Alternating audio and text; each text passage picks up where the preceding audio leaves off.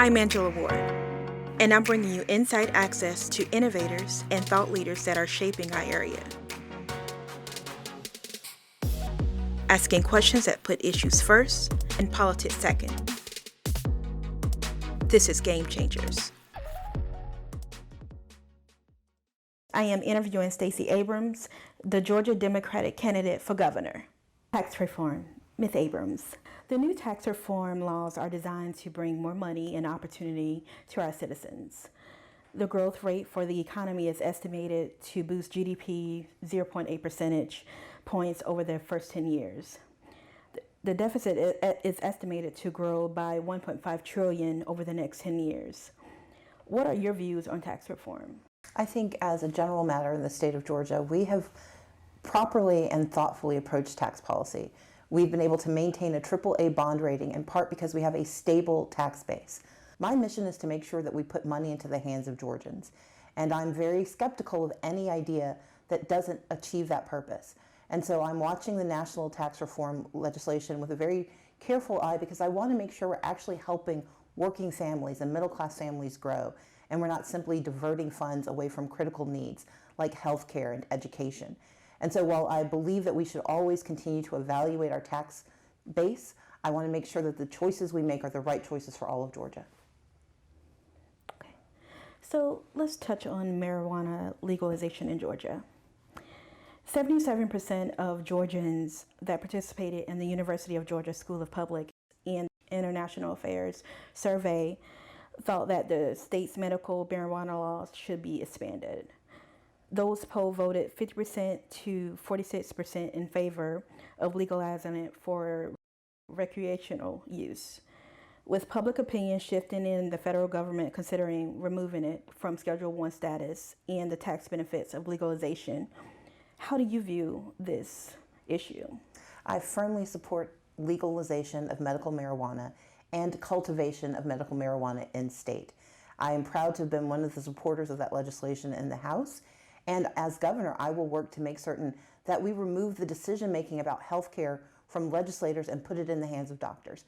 That's why I want us to fully legalize medical marijuana, because right now, even though it's legal in our state, you have to travel out of state to have access. And that's not a solution to the problem.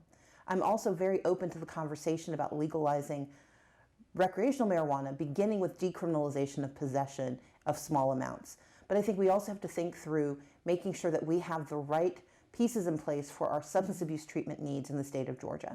Marijuana has a different effect on different people, and we need to make certain that before we have a conversation about full legalization of recreational marijuana, that we've thought through how we provide support, the tax base, and do the work of making sure that it can happen in Georgia.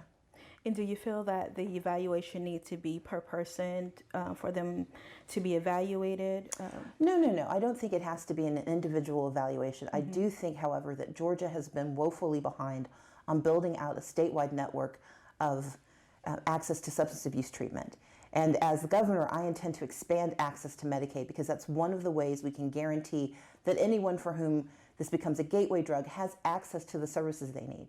I think we have to be very careful to make sure that before we push for full legalization, that we've thought through all of the issues connected to it. I know other states have done this work.